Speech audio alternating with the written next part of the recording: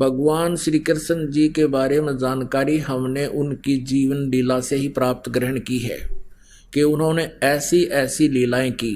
ऐसे ही भगवान श्री रामचंद्र जी की लीलाओं से हमने श्री रामचंद्र जी की महिमा को जाना।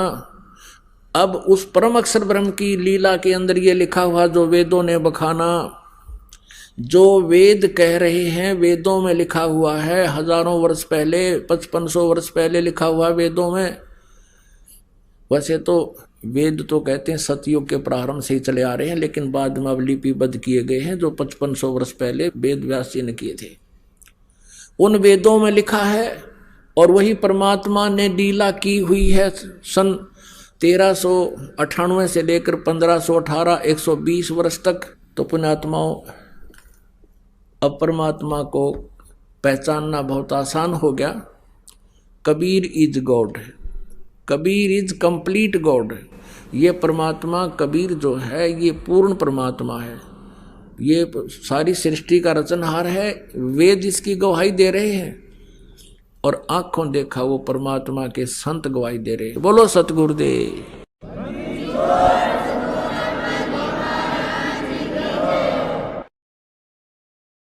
पूर्ण ब्रह्म, परम अक्षर ब्रह्म, सर्वश्रेष्ठी रचनहार कबीर देव जी, ये हम सभी आत्माओं के जनक हैं। ये हम सबके उत्पत्ति करता है। उसी परमेश्वर की असीम कृपा से आप जी यहाँ सत्संग के अंदर उपस्थित हुए हो। पुण्यात्माओं, परमात्मा कबीर देव जी स्वयं सतलोक से आते हैं, जहां हम सभी का उद्गम स्थल है, जहां हम सभी उत्पन्न किए गए थे, जहां हम रहा करते थे, वो सतलोक है। सतलोक का अर्थ है शाश्वत स्थान। शाश्वत मीन सदा रहने वाला, जिसका कभी नाश ना हो। हम वहां रहा करते थे सतलोक में, हमारा जन्म और मृत्यु नहीं होता था, वृद्ध अवस्था नहीं थी। वो अनाम्य लोक है। अनाम्य का अर्थ होता है जिसमें कोई रोग ना हो। एक अनामी लोक है वो अलग है। अनाम्य का अर्थ होता है जिसमें कोई रोग ना हो। हम उस लोक में रहा करते थे और हम अपनी गलती के कारण, अपनी नासमझी के कारण हमने वहां एक भयंकर भूल करी, जिस कारण से हम सभी यहां काल के जाल में फंस गए। ये काल का लोक है जो श्रीमद् भगवत गीता अध्याय नंबर 11 के श्लोक 32 में खुद कहता है कि मैं काल हूं अर्जुन, अब सभी को खाने के लिए आया हूं, सबका नाश करूंगा। अर्जुन श्री कृष्ण को बहुत अच्छी तरह जानता था। श्री कृष्ण अर्जुन के साले थे, क्योंकि श्री कृष्ण की बहन सुभद्रा अर्जुन से ब्याही थी। और उसके पश्चात भी उस समय जब वो काल प्रकट हुआ, काल आया, प्रवृत्त हुआ, श्री कृष्ण जी के शरीर में प्रवेश होकर के और फिर शरीर से बाहर निकल के उसने अपना विराट रूप दिखाया, श्री कृष्ण का शरीर ओझल कर दिया। तब अर्जुन पूछता है कि हे महानुभाव, आप कौन हो? मैं आपसे अपरिचित हूं, मैं बहुत भयभीत भी हूं। इससे सिद्ध है कि वहां वो श्री कृष्ण जी नहीं थे, काल था। वो काल बोल रहा था। श्रीमद् भगवत गीता जी का ज्ञान इस काल भगवान ने दिया है श्री कृष्ण जी के शरीर में प्रवेश करके। तो वो स्वयं कहता है कि मैं काल हूं और अब प्रवृत्त हुआ हूं। यदि श्री कृष्ण गीता जी का ज्ञान दे रहे होते तो ये शब्द प्रयोग नहीं करते और न ही अर्जुन को ये पूछने की आवश्यकता पड़ती आप कौन है। ये वो काल है जो प्रत्येक कार्य प्रत्येक कर्म ये धोखे से करता है, प्रत्येक को मिसगाइड रखता है, किसी को भी सत्य से परिचित नहीं होने देता। और गीता जी अध्याय नंबर 4 के श्लोक 5 और 9 में ये खुद कहता है, अर्जुन तेरे और मेरे बहुत जन्म हो चुके हैं, तू नहीं जानता मैं जानता हूं। मेरे जन्म और कर्म अलौकिक हैं। इसके कर्म अलौकिक ऐसे हैं कि ये किसी को सच्चाई से परिचित नहीं होने देता, अपने वास्तविक रूप को कभी किसी के सामने प्रत्यक्ष नहीं करता। ये काल है जिसके लोक में हम फंस गए हैं। और ये स्वयं अर्जुन कह रहा है, क्योंकि वो श्री कृष्ण मान रहा था उनको, कह रहा है कि हे भगवान आप तो देवताओं को भी खा रहे हो, 11वें अध्याय के 21वें श्लोक में आप ऋषियों को भी खा रहे हो, और वो आपसे ही मंगल कामना कर रहे हैं, प्रार्थना कर रहे हैं अपनी सुरक्षा की, आप उन्हें भी खा रहे हो। कुछ आपकी दाढ़ों में लटके हुए हैं, सब के सब आपके मुख में समा रहे हैं। तो 11वें अध्याय के 32वें श्लोक में कहता है, अर्जुन मैं काल हूं, मैं अब प्रवृत्त हुआ हूं, और तू ना युद्ध करेगा तो भी मैं इनको मार डालूंगा, मैंने इनको खाना है। तो ये लोक इस काल का है, और यहां जन्म और मृत्यु कंपलसरी है, क्योंकि इसको काल भगवान को एक श्राप लगा हुआ है 1,00,000 मानव शरीरधारी प्राणियों का नित आहार करने का। पुण्यात्माओं, जैसे ये स्थूल शरीर तो यहां रह जाता है, हम तो इसके काम लगे रहते हैं, कोई जमीन में गाड़ देता है, कोई सवाह कर देता है, संस्कार कर देता है, जला देता है, कोई जल प्रवाह कर देता है, कोई वैसे जंगल में डाल देता है। ये स्थूल शरीर को नहीं खाता, इसके अंदर सूक्ष्म शरीर है, और सूक्ष्म शरीर के अंदर पूरे जीवन में मनुष्य शरीर के अंदर जितने भी ये व्यसन करता है, आहार करता है, उसका सूक्ष्म तत्व समावेश हो जाता है सूक्ष्म शरीर में। और उस सारे 1,00,000 मानव शरीरधारी प्राणियों को तपतशिला के ऊपर एक बहुत बड़ी तपतशिला माने अपने आप गर्म एक तवे जैसी पत्थर की टुकड़ी है, उसके ऊपर डाल देता है। वो सब तक गर्म रहती है, बहुत बहुत गर्म होती है, और सभी प्राणियों को उसको ऊपर डाल देता है। फिर वो वहाँ प्राणी ऐसे तड़प तड़प कर जैसे खील भुन्या करें, ऐसे चटक पटक करते हैं, और वो मरते नहीं। सूक्ष्म शरीर में पीड़ा बहुत होती है, सब तौबा बोल जाते हैं। उनसे निकले हुए गंध को वो काल खाता है। अपने आत्माओं,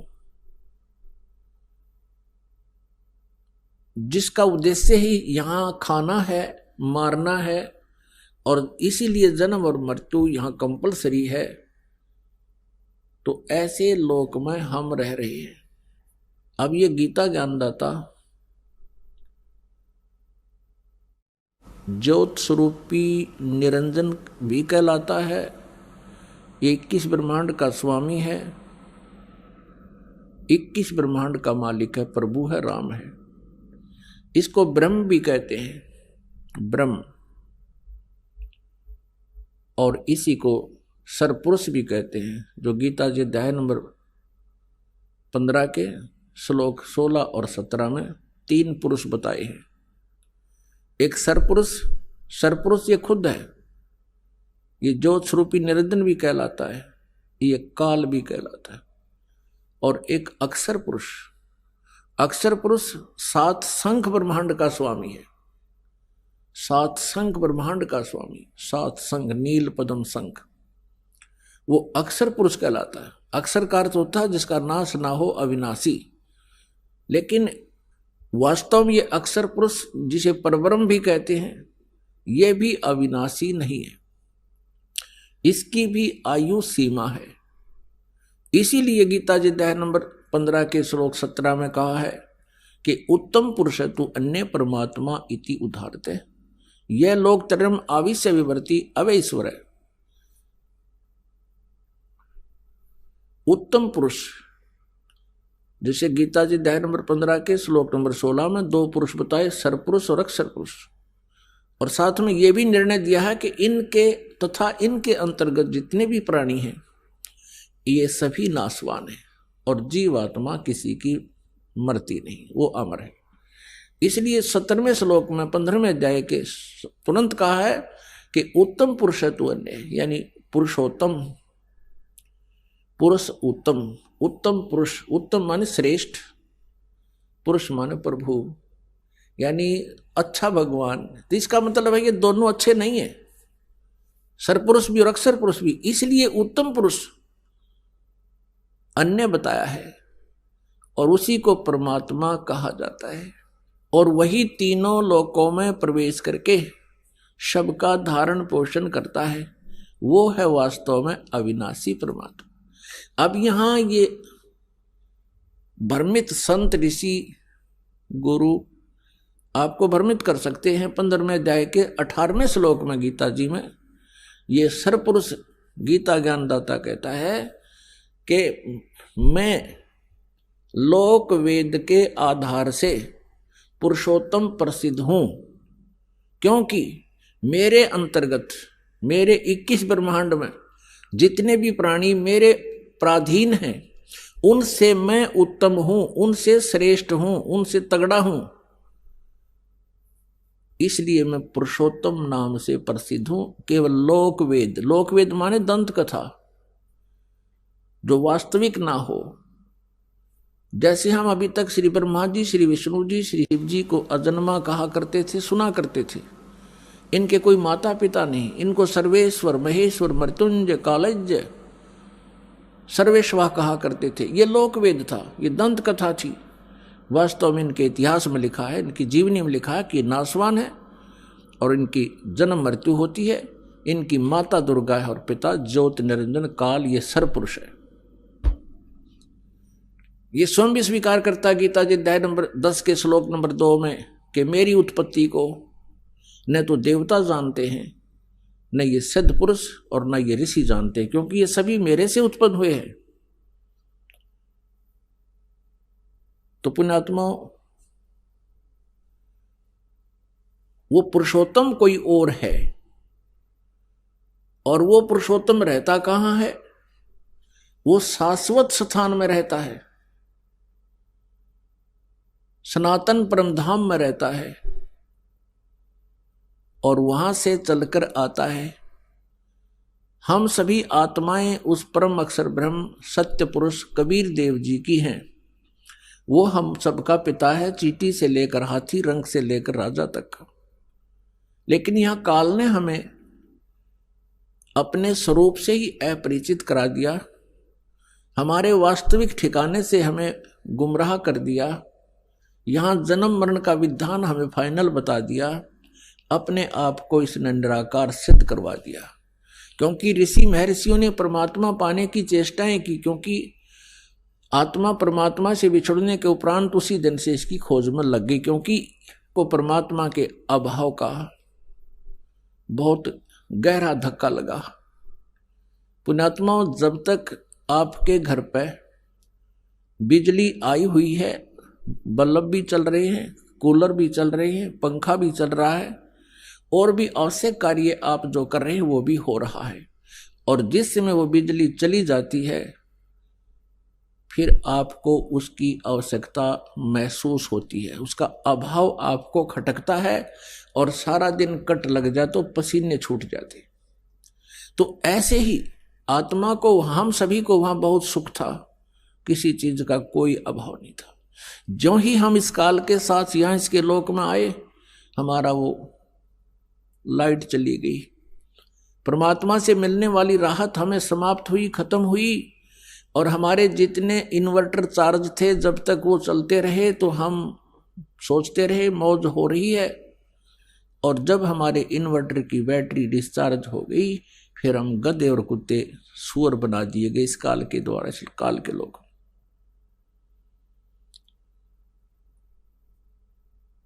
तो पुण्यात्माओं, उस परमेश्वर की तलाश हमने उसी समय से शुरू हो गई, क्योंकि सबसे पहले हम सभी को इस काल ने अपने कृत्रिम स्वर्ग लोक में रखा, कृत्रिम, बनावटी, नकली, और वहां हमारी ही पूंजी को हमें ही देता रहा। एक रेस्टोरेंट बना लिया इसने। हम जो वहां राम नाम की पूंजी लेकर आए थे, उस रेस्टोरेंट में इसने हमसे छीन ली और सुविधाएं जो देता था उसके चार्जिंग शुरू कर दिए, उसके चार्ज हमसे लेने शुरू कर दिए। जब हम कंगाल हो गए, पृथ्वी पर पटक दिए, कुत्ते और गधे सुअर बना दिए, और मनुष्य जीवन, एक मानव जीवन इसने हमें देना पड़ रहा है, क्योंकि इसको परमात्मा ने एक श्राप लगा दिया।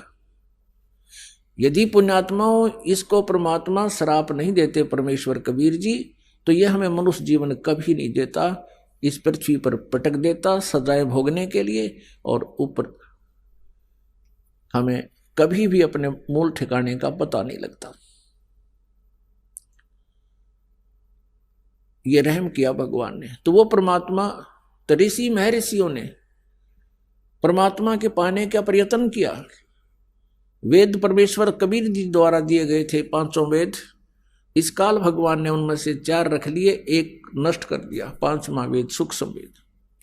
उस सूक्ष्म वेद के अंदर सभी जानकारी थी, हम कौन हैं, कहाँ से आए हैं, हम यहाँ कैसे फंसे हैं, और वापस सवलोक जाने का, अपने सतलोक जाने का कौन सा मार्ग है, कौन सी विधि है, कौन सी वे ऑफ वर्शिप है, पूजा की विधि है, उसमें पूरी डिटेल से लिखा हुआ है। जैसे गीता जी अध्याय नंबर 4 के श्लोक नंबर 32 में गीता ज्ञानदाता कहता है कि जो आपने ज्ञान सुना है अध्याय नंबर 4 के 25 से लेकर 31 तक, कोई कैसी साधना करता है, कोई देवताओं को पूजता है, कोई केवल योग अभ्यास ही करता है, कोई स्वाध्याय करता है, कोई अहिंसा के कठिन व्रत रखता है, मुंह पर पट्टी बांध ली, नंगे पैरों घूमना, ये सब साधनाएं कर रहे हैं, लेकिन अपनी अपनी साधना को ये पापनाशक ही जानते हैं। लेकिन चौथे अध्याय के 32वें श्लोक में कहा है कि वो वास्तविक इन यज्ञों की जानकारी, यज्ञ माने धार्मिक अनुष्ठानों की जानकारी, सच्चिदानंद घन ब्रह्म की वाणी में, ब्रह्मणे मुखे, ब्रह्मणे मुखे माने सच्चिदानंद घन ब्रह्म यानी परम अक्षर ब्रह्म की वाणी में विस्तार से कहा गया है। उनके जानने से तू सर्वथा कर्म बंधन से मुक्त हो जाएगा। तो वो ज्ञान इस काल ने छुपा दिया और मूर्ख बनाने के लिए कह दिया कि तू किसी संतों से पूछ ले, मैं नहीं जानता। और जब परमात्मा आते हैं संत रूप में, वो मिसगाइड करता है सबको कि ये झूठा है, कपटी है, ये वेदों को नहीं जानता है, तो हम परमात्मा को पहचान नहीं पाते, जिस कारण से हम काल के जाल में फंसे रहे। तो यहां उन ऋषि महर्षियों ने इस काल के द्वारा भ्रमित किए हुए ज्ञान के आधार से, लोक वेद से और तथा इन 4 वेदों के आधार से, जिसमें इनकम्प्लीट स्पिरिचुअल नॉलेज है, जिनके अंदर अधूरा आध्यात्मिक ज्ञान है, उस ज्ञान को ही हम संपूर्ण मानकर उसी के आधार से हम साधनाएं करते रहे। ऋषियों ने ओम नाम को सुप्रीम नाम मान लिया, मंत्र अंतिम, और ब्रह्म का जाप बताते रहे। और ओम नाम की साधना से क्या होता है, ब्रह्मलोक प्राप्ति होती है। गीता जी अध्याय नंबर 8 के श्लोक नंबर 16 में कहा कि ब्रह्मलोक पर्यंत भी सभी लोग पुनरावर्ती में है। पुनरावर्ती का अर्थ है वहां गए हुए प्राणी भी पुनर्जन्म मृत्यु में आते हैं। वो शाश्वत स्थान नहीं है, वो सनातन परम धाम नहीं है, वो भी विनाश में आता है। ऋषि महर्षियों ने ओम नाम का जाप जपना शुरू किया, क्योंकि यजुर्वेद अध्याय नंबर 40 के मंत्र नंबर 15 में स्पष्ट किया है कि वायु अनिलम अमृतम अथिदम बसवांतम शरीरम ओम कर्तु समर किलवे समर कर्तुम समर। अब इन ऋषि महर्षियों ने यहां से ओम नाम तो सिलेक्ट कर लिया कि परमात्मा का केवल एक ओम मंत्र है, उसका काम करते करते विशेष कसक के साथ मनुष्य जीवन का प्रथम कर्तव्य जान के ओम नाम का जाप कीजिए और अपना मूल कर्तव्य जानकर कीजिए, कसक के साथ कीजिए। जिससे क्या होगा कि जब शरीर छूट कर जाएगा, जब तेरा अंत होगा, भस्मांतम शरीरम, शरीर भस्म होगा, तेरे शरीर का अंत होगा, देहांत होगा, उस समय तू उससे उस अमरत्व को प्राप्त करेगा जो ओम नाम के जाप से तुझे प्राप्त हो सकता है। वो कितना हो सकता है उसकी भक्ति और साधना पर डिपेंड करता है। तो उसके आधार से वो हो सकता है एक कल्प युग तक भी रह सकता है, हो सकता है एक महाकल्प तक भी रह सकता है। महाकल्प होता है ब्रह्मा जी की एक आयु, ब्रह्मा जी की मृत्यु को महाकल्प कहते हैं। और 1000 जो उसका दिन है, 1000 की रात्रि, इसको कल्प बोलते हैं। 1000 चतुर्युग की जो, और इतने ही का दिन, इतनी ही रात्रि, तो इसको एक कल्प बोलते हैं। और ब्रह्मा जी की आयु को एक महाकल्प कहते हैं। तो वहां जितने जिसने साधना की है, ओम नाम के जाप का जितने अधिक मंत्र किए हैं, कोई कम किए हैं, तो उसी आधार से कोई कितने वर्ष तक, कोई कितने वर्ष तक रह करके फिर पुनर्जन्म में अवश्य आते हैं। तो ऋषि महर्षियों ने यजुर्वेद के 40वें अध्याय के मंत्र 15 में ये तो ले लिया कि ओम नाम है, लेकिन क्या उनकी आंखें बंद हो गई थी? 40वें अध्याय में भी ही, यजुर्वेद अध्याय नंबर 40 के ही मंत्र नंबर 10 और 13 में एक स्पेशल इंस्ट्रक्शन दी है वेद ज्ञानदाता ने कि कोई तो परमात्मा को संभव माने जन्म उत्पन्न होने वाला कहता है, जैसे श्री राम, श्री कृष्ण और श्री परशुराम आदि के रूप में, और कोई असंभवात, यानी कोई कहता वो जन्म नहीं लेता, कोई संभवात कहता है, कोई असंभवात कहता है। लेकिन इसकी विशेष जानकारी, वास्तविक जानकारी तो धीराणाम माने तत्वदर्शी संत, जिनका ज्ञान टिकाऊ है, धीर पुरुष, वही बता सकते हैं, उनसे सुनो। तो इससे सिद्ध है कि वेद ज्ञान भी इनकम्प्लीट है, लेकिन गलत नहीं है। ये सिलेबस है जैसे 10वीं कक्षा तक का सिलेबस है। आगे की पढ़ाई पढ़नी है तो वो लेक्चरर अलग होते हैं, उनका सिलेबस भी अलग भिन्न होता है। तो इस प्रकार वो तत्वदर्शी संत की खोज के लिए वेदों में भी कहा है। और यही वेद, चारों वेदों का सारांश है श्रीमद् भगवत गीता अध्याय नंबर 4 के श्लोक नंबर 34 में कहा है कि जिस तत्व ज्ञान के विषय में मैं अपरिचित हूं, गीता ज्ञानदाता कहते हैं, जिसके विषय में 4थे अध्याय के 32वें श्लोक में बताया है कि वो सच्चिदानंद घन ब्रह्म की वाणी में ब्रह्मणे मुखे, जो परमेश्वर की वाणी है, उनके मुखारविंद से उच्चरित वाणी है, वो उसमें जो ज्ञान है कबीर वाणी में, वो तत्व ज्ञान है। उस ज्ञान को तू 4थे अध्याय के 34वें श्लोक में कहा है तत्वदर्शी संतों के पास जाकर समझ, उनको दंडवत प्रणाम करने से, कपट छोड़कर सरलता पूर्वक प्रसन्न करने से वो तत्वदर्शी संत तुझे परमात्म तत्व का ज्ञान करावेंगे। वो परमात्म तत्व गीता ज्ञानदाता से अन्य है, जिससे वो स्वयं अपरिचित है। तो पुण्यात्मा, उस परमात्मा की भक्ति प्राप्त नहीं हुई इन ऋषि महर्षियों को, और ये वेद ज्ञान को समझ नहीं सके, और जिस कारण से ये जन्म और मृत्यु के दीर्घ रोग में उलझे रहे, फंसे रहे, इससे ग्रस्त रहे, और अन्य को भी इन्होंने इसी फांसी में फंसा दिया। इन्होंने साधनाएं की ओम नाम के जाप से, और हठ योग किया, एक आकाशवाणी की थी काल ने, ब्रह्म ने अपने पुत्र ब्रह्मा के लिए। जब ब्रह्मा जी कमल के फूल पर विराजमान थे, ये सचेत कर दिए, बेहोश कर रखे थे पहले इस काल ने। जब ये सचेत हुए, होश में आए, ये कहते हैं कि मुझे नहीं पता मैं कहाँ से जन्म हुआ, मेरा कौन जनक है, मेरा क्या उद्देश्य है, कमल के फूल पर मैं कहाँ से आ टिका। तब आकाशवाणी हुई कि तप करो, तप करो। इस काल भगवान ने आकाशवाणी कर दी इनको मूर्ख बनाने के लिए, अपने जाल में फंसाए रखने के लिए। वेदों से न्यारा ज्ञान अपनी तरफ से अपना मत पर प्रोड्यूस कर दिया इनके अंदर। ब्रह्मा जी ने 1000 वर्ष तक तप किया। जब इसकी बैटरी चार्ज होगी, इसमें सिद्धियां आ गई, तो रिमोट इस काल के पास है इनका। तब कहा कि अब तुम सृष्टि करो। अब ब्रह्मा जी से ज्ञान प्राप्त है सभी को, विष्णु जी को, शिव जी को और सभी ऋषि और महर्षियों को। अब ब्रह्मा जी से प्राप्त ज्ञान के आधार से ब्रह्मा जी ने इनको मिसगाइड कर दिया, क्योंकि वह स्वयं भी भ्रमित था। इन्होंने कहा कि परमात्मा की आकाशवाणी हुई थी, मैंने 1000 वर्ष तक तप किया, मेरे अंदर बहुत पावर आ गई, शक्ति आ गई, वचन से भी उत्पत्तियां होने लगी और भी बहुत सी क्रियाएं अपने आप होने लगी। और ओम नाम का जाप वेदों में फाइनल मंत्र है।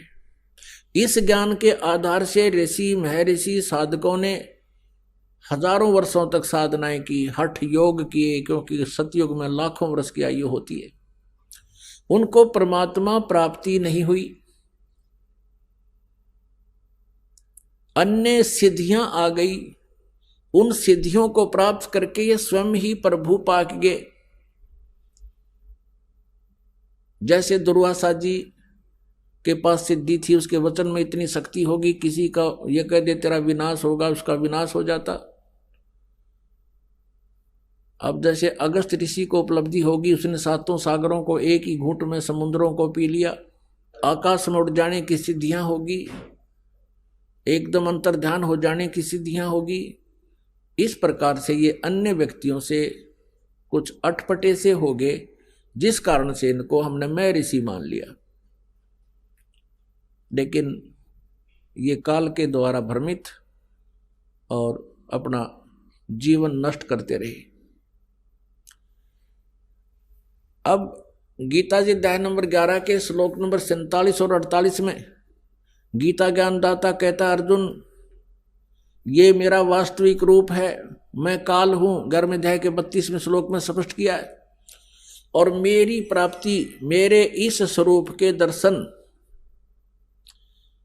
ना तो पहले कोई कर सका तेरे अतिरिक्त, और ना आगे कोई कर सकता। अब मैंने अपनी कृपा से तुझे ये सब कुछ, अपना शरीर, अपना रूप दिखाया है। और मेरी प्राप्ति यानी मेरे इस रूप के दर्शन, ब्रह्म की प्राप्ति, ना वेदों में वर्णित विधि से, ना किसी जप से, ना तप से, ना किसी क्रियाओं से कभी नहीं हो सकती। तो इसने तो किल्ली काट दी, स्पष्ट कर दिया कि मेरी प्राप्ति यानी ब्रह्म प्राप्ति नहीं है। अब ऋषि महर्षियों ने वही जाप किए जो काल ने इनको दे रखे थे, उससे इन ब्रह्म प्राप्ति हुई नहीं। इन्होंने अपने अनुभव की पुस्तकें उपनिषद बना डाले। परमात्मा निराकार है, और किसी ने परमात्मा को साकार भी बताने की चेष्टा की तो क्या बताया कि जो भी आपको दृष्टि गोचर है, ये पृथ्वी, पहाड़, सूर्य, चांद, सितारे, ग्रह, ये परमात्मा का साकार रूप बता दी। और आज तक यही अज्ञान आधार सबके अंदर भरा पड़ा था। अब पुण्यात्माओं, गीता ज्ञानदाता और वेद ज्ञानदाता ये ब्रह्म है। ये स्वयं कहता है कि उस परमात्म तत्व की जानकारी तो तत्वदर्शी संत बताएंगे, वो इन्हें मिला नहीं, वो इनको मिले नहीं, और मिले तो इन्होंने माना नहीं। क्योंकि परमेश्वर कबीर देव जी ये हमारे सबके मालिक हैं, और यही यहाँ हमें इस यथार्थ ज्ञान को, सूक्ष्म वेद को जो काल ने नष्ट कर दिया, समाप्त कर दिया, उसको पुनः देने के लिए, बताने के लिए आते हैं। तुम कौन हो, कहाँ से आए हो, तुम यहाँ किस लिए जीवित हो, एक पल में ना जाने किसकी मृत्यु हो जावे, और तुम्हें मूर्ख बना रखा है। ये तुम्हारी कार है, ये तुम्हारी कोठी है, ये तुम्हारी संपत्ति है, और ऐसा नहीं करोगे तो डरा के रखता ये मन सबको, इस आत्मा को भयभीत रखता है, तेरा विनाश हो जाएगा, तू ऐसा नहीं करेगा तो ऐसा हो जाएगा, सत्संग में जाएगा तो पीछे से हानि हो जाएगी। और वो हानि तो एक दिन होनी है, जब भगवान से दूर रहे तो मृत्यु हो जाएगी, फिर वो जिस लाभ के लिए सारा जीवन खो दिया वो परमानेंट खत्म हुआ। तो इन बातों को हमने गहराई से सोचना पड़ेगा। सत्संग में आने से आपको ज्ञान होता है, सत्संग में आने से आपको ज्ञान होता है, और वो परमात्मा द्वारा दिया हुआ, परमेश्वर द्वारा दिया हुआ ज्ञान उन्हीं की अमृतवाणी में आपको सुनाया जाता है, जो सच्चिदानंद घन ब्रह्म की वाणी है, जो पांचवा वेद है। उसके आधार से परमात्मा हमें बताते हैं कि तुम जो साधनाएं करते हो, जिस लोक में रह रहे हो, ये काल का लोक है, और यहां कोई भी प्राणी सुखी नहीं है। परमात्मा स्वयं आए, कबीर देव जी चारों युगों में आते हैं, सतयुग में सत्सुकृत नाम से प्रसिद्ध होते हैं, और पूरे युग में सत्सुकृत नाम के महापुरुष के नाम से जाने जाते हैं, ऋषि के नाम से। त्रेता युग में मुनिंदर नाम से उनकी प्रसिद्धि होती है, और द्वापर युग में करुणा में नाम से, और कलयुग के अंदर उन कबीर नाम से, उनके वास्तविक नाम से ही वो प्रकट होते हैं। यही नाम रखवाते हैं, जो उनका वास्तविक नाम है कबीर देव, कबीर साहब। अपनात्मा परमात्मा वैसे भी अन्य कई रूपों में प्रकट होते रहते हैं, लेकिन कबीर देव जो उनका नाम है, ये इस युग में प्रसिद्ध रहेगा। इसके इक्विवेलेंट और कोई प्रसिद्धि परमात्मा की नहीं होगी। परमात्मा के ज्ञान के प्रचार बहुत कुछ होंगे, उससे हमें लाभ भी बहुत मिलेगा, लेकिन परमात्मा का नाम कबीर देव ही चलेगा कलयुग में। तो चारों युगों में आकर के परमेश्वर ने ज्ञान तो हमें दिया, लेकिन इस काल ने हमें स्वीकार नहीं करने दिया। अब वो परमेश्वर अपने सतलोक शाश्वत स्थान से चलकर आते हैं, सनातन परम धाम से चलकर आते हैं। उस सनातन परम धाम में, सतलोक में कोई कष्ट प्राणी को नहीं होता। वहां जरा और मरण नहीं है, जरा मीन बुढ़ापा, मरण मीन मृत्यु। वहां जरा मरण नहीं है, वहां कष्ट कोई नहीं किसी के शरीर में, किसी प्रकार की कोई टेंशन नहीं है। उस लोक में हमें जाने से लाभ होगा, सर्व सुख होंगे। उसका भेद काल ने छुपा दिया और ऑप्शन छोड़ दिया कि उसको तो तत्वदर्शी संत बता सकते हैं, उनसे पूछ लो, मुझे नहीं मालूम। अब परमात्मा सतलोक से चलकर गति करके आते हैं और अपनी प्यारी आत्माओं को अपने विषय में पुनः जानकारी देते हैं। हमने प्रभु की परिभाषा पढ़ रखी है कि वो निराकार है। परमात्मा आते थे, स्वयं कहते थे मैं परमेश्वर हूं, सारी सृष्टि का रचनहार हूं, मेरा नाम कबीर है। कबीर देव जो वेदों में तुम कबीर देव पढ़ते हो वो मैं ही हूं, और कुरान शरीफ में जो तुम अल्लाहु अकबर कबीरा खबीरा पढ़ते हो वो भी मैं ही हूं, मेरी ही महिमा का गुणगान है। लेकिन सभी धर्मों के धार्मिक व्यक्ति भ्रमित हैं, सभी परमात्मा को निराकार मान रहे हैं, और प्रत्येक ने शास्त्रविद साधना करके कंप्लीट साधना ना मिलने से, पूर्ण साधना ना मिलने से, भक्ति ना मिलने से बहुत कुछ ट्राई की, प्रयत्न किए, परमात्मा ना मिलने से ये बात अपना अनुभव पूरे समाज में प्रोड्यूस कर दिया, पूरे समाज में भर दिया कि परमात्मा निराकार है।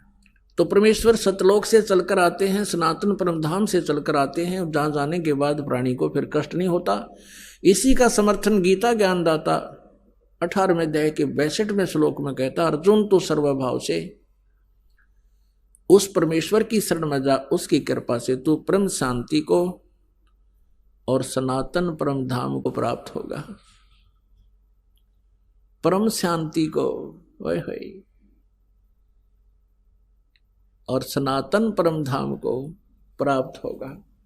अपने विषय में कहता है अर्जुन 7वें अध्याय के 5 और 7वें अध्याय के गीता जी के 7वें अध्याय के 5 और 7 श्लोक में अपने विषय में कहता अर्जुन मेरी भक्ति कर तो मुझे ही प्राप्त होगा, लेकिन युद्ध तो करना ही पड़ेगा। युद्ध भी कर, मेरा स्मरण भी कर। गीता जी अध्याय नंबर 8 के श्लोक नंबर 1 में अर्जुन ने पूछा कि हे भगवान, आपने गीता अध्याय नंबर 7 के श्लोक 29 में कहा है कि उस तत्परम से परिचित और पूरे अध्यात्म ज्ञान से परिचित, सभी कर्मों से परिचित प्राणी केवल जरा और मरण से छूटने का ही प्रयत्न करता है, इस संसार की किसी भी वस्तु की इच्छा नहीं रखता। अब अर्जुन पूछता है 8वें अध्याय के प्रथम श्लोक में किम तत्ब्रह्म, वो तत्ब्रह्म क्या है। 8वें अध्याय के 3 श्लोक में गीता ज्ञानदाता कहता है वो परम अक्षर ब्रह्म है। गीता जी अध्याय नंबर 15 के श्लोक नंबर 1 से 4 और 16-17 में ये बहुत विस्तार से जानकारी दी गई है। तत्वदर्शी संत की पहचान भी बताई गई है कि उल्टे लटके हुए संसार रूपी वृक्ष के सभी विभाग जो बता देगा। जैसे अक्षर पुरुष एक पेड़ है, निरंजन वा की डार, निरंजन कहते हैं सर्व पुरुष को। दूसरे शब्दों में हम कहें कि अक्षर पुरुष एक पेड़ है, सरपुरुष वा की डार और तीनों देवा शाखा हैं ये पात रूप संसार। पेड़ हम कहते हैं जो जमीन से बाहर दिखाई देता है, पृथ्वी से बाहर दिखाई देता है, उसको पेड़ बोलते हैं, वृक्ष बोलते हैं। और जमीन में जो गुप्त है, प्रोक्ष है, वो जड़ है, वो मूल है, वो परम अक्षर ब्रह्म है जो प्रोक्ष है।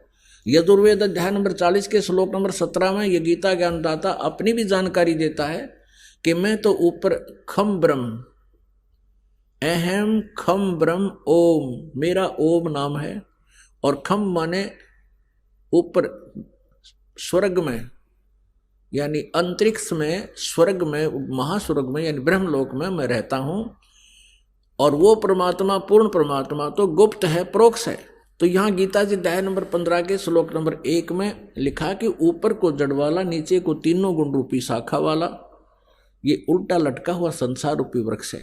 और जो संत इसके सभी विभाग बता देगा, पत्तों सहित, जड़ से लेकर पत्तों तक, भी तना कौन भगवान है फॉर एग्जाम्पल है, और जड़ कौन भगवान है इस संसार रूपी वृक्ष की। जड़ मीन जिससे सभी क्रियाएं हों, जिससे सबकी उत्पत्ति हुई हो, जो सबका जनक है और सबका धारण पोषण करने वाला, सबका पिता है, वो जड़ रूपी परमात्मा है, वो परम अक्षर ब्रह्म है। और तना जो है ये अक्षर ब्रह्म है, और उससे निकली हुई मोटी डार समझो ये सर्व ब्रह्म है।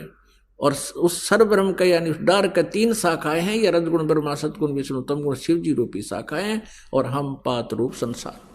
तो परमात्मा ने आकर बताई थी सच्चिदानंद घन ब्रह्म की वाणी में, उस तत्व ज्ञान में बताया कि अक्षर पुरुष एक पेड़ है, निरंजन वा की डार और तीनों देवा शाखा है ये पात रूप संसार। गीता ज्ञान दाता कहता है कि जब तुझे तत्वदर्शी संत प्राप्त हो जा, उसके पश्चात 15वें अध्याय के 4 श्लोक में कहा कि उसके पश्चात परमेश्वर के उस परम पद की खोज करनी चाहिए, जहां जाने के बाद साधक फिर कभी लौटकर संसार में नहीं आते। अर्थात वो पूर्ण मोक्ष प्राप्त कर जाते हैं, उनके सब संकट मिट जाते हैं। और फिर कहता है कि जिस परमेश्वर ने अपने से अन्य परमेश्वर के बारे में कह रहा है कि जिस परमेश्वर से संसार रूपी वृक्ष की प्रवृत्ति विस्तार को प्राप्त हुई है, अर्थात जिसने सभी ब्रह्मांडों की रचना, सभी आत्माओं की रचना की है, और उसी की भक्ति कर, नथिंग एल्स। गीता ज्ञानदाता कहता है कि उसी की भक्ति कर, मैं भी उसी की शरण में हूं और सबकी पूजाएं त्याग दे तू। 15वें अध्याय के 16 और 17 में 3 प्रभु, सर्वपुरुष, अक्षर पुरुष और परम अक्षर पुरुष, सर्वब्रह्म, अक्षर ब्रह्म, परम अक्षर ब्रह्म, इन तीनों की जानकारी विस्तार से है। अपनात्माओं, गीता जी अध्याय नंबर 7 के श्लोक नंबर 5 और 7 में गीता ज्ञानदाता कहता है मेरी भक्ति कर मुझे प्राप्त होगा, लेकिन शांति कति नहीं, युद्ध भी करना होगा, युद्ध भी कर, मेरा स्मरण भी कर। और यदि गीता जी अध्याय नंबर 18 के श्लोक नंबर 62 में कहा कि तुम परम शांति चाहिए, सनातन परम धाम चाहिए, तो उस परमेश्वर की शरण में जा। किसकी में? परम अक्षर ब्रह्म की शरण में जा। अपनी साधना बताता 8वें अध्याय के 13वें श्लोक में गीता जी में कि ओम इति एकाक्षरम ब्रह्म व्यवहारन माम अनुस्मरण ये प्रयाति तदंदेहम स याति परमाम गतिम। माम ब्रह्म, मुझ ब्रह्म का केवल एक ओम मंत्र है, नथिंग एल्स। और इसका सुमरण कर अंतिम श्वास तक। इससे ओम नाम से मिलने वाली परम गति यानी ब्रह्मलोक प्राप्ति होगी। लेकिन ब्रह्मलोक में गए हुए प्राणी भी फिर जन्म मृत्यु में आते हैं, पूर्ण मोक्ष नहीं। गीता जी अध्याय नंबर 8 के श्लोक नंबर 16। यहां अनुवादकर्ताओं ने थोड़ी सी गड़बड़ी कर रखी है। उन्होंने अनुवाद ये कर दिया कि ब्रह्मलोक पर्यंत, ये तो ठीक कर दिया कि गए हुए प्राणी भी पुनर्वर्ती में है। अनुवाद उन्होंने वहां कर गलत कर रखा है कि मुझे प्राप्त प्राणी का फिर पुनर्जन्म नहीं होता। नहीं, उसका अर्थ ये बनता है कि जो ये नहीं जानते कि ब्रह्मलोक पर्यंत भी सभी पुनरावर्ती में है, वो मुझे प्राप्त भी पुनर्जन्म को प्राप्त होते हैं। न विद्यते, विद्य का जानना होता है, जानना भी होता है। एक अक्षर का केवल एक ही अर्थ नहीं होता। इन्होंने विद्य माने नहीं होता, ये विद्य माने होना लिख दिया। विद्य माने जानना भी होता है। तो ये नहीं जानते जो कि मेरे प्राप्त प्राणी भी का पुनर्जन्म होता है, तो वो ब्रह्मलोक तक जाते हैं, वहां जाकर भी फिर वापस पुनरावृत्ति में ही रहते हैं। इसलिए तो उसने कहा कि मेरे और तेरे बहुत जन्म हो चुके हैं। चौथे अध्याय के 5वें और 9वें श्लोक में, दूसरे अध्याय के 12वें श्लोक में गीता जी में स्पष्ट किया इसने। और 10वें अध्याय के दूसरे श्लोक में कि मेरी उत्पत्ति को, मेरा जन्म तो होता है, लेकिन मेरे जन्म को ये ऋषि, मैं ऋषि, ब्रह्मा विष्णु महेश, ये ऋषि नहीं जानते, क्योंकि ये मुझसे उत्पन्न हुए। अब पिता के जन्म को संतान नहीं बता सकती, पिता के जन्म को दादाजी बता सकते हैं। तो उस दादाजी ने, यानी हम सबके मालिक ने, कबीर देव ने, परम अक्षर ब्रह्म ने स्वयं यहाँ आकर के ये सर्व ब्रह्मांडों की रचना कैसे हुई और वो सब ज्ञान सृष्टि रचना में हमें बताया। लेकिन हमने लोकवेद बहुत सुन रखा था, परमात्मा के इस यथार्थ ज्ञान को हम स्वीकार करने में असमर्थ रहे। अब परमात्मा ने हमें समर्थ कर दिया, हमें शिक्षित कर दिया।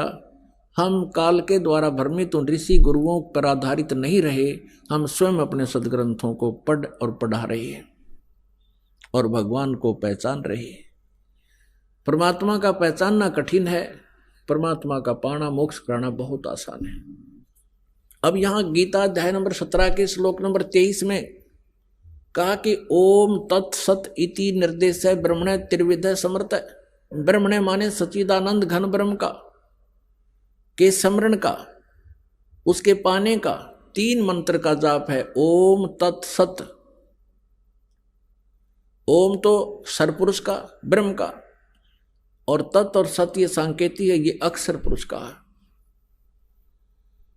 और सत भी सांकेतिक है, ये परम अक्षर पुरुष का, परम अक्षर ब्रह्म का। इन तीनों मंत्रों के जाप से परमात्मा प्राप्ति होगी,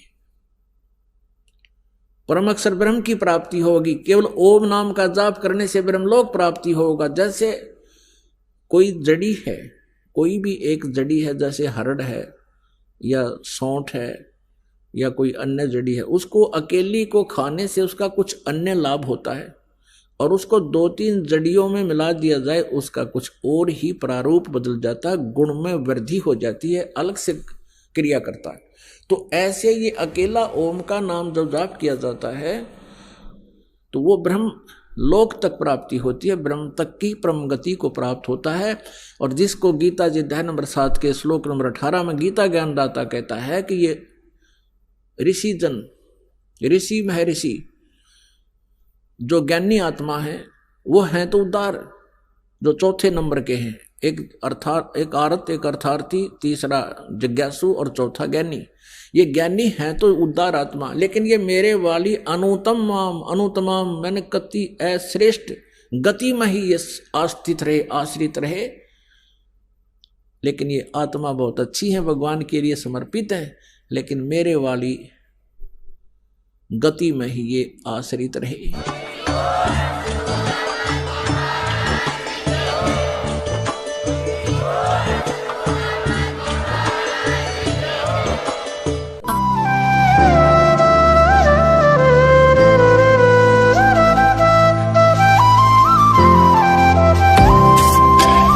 सत्सही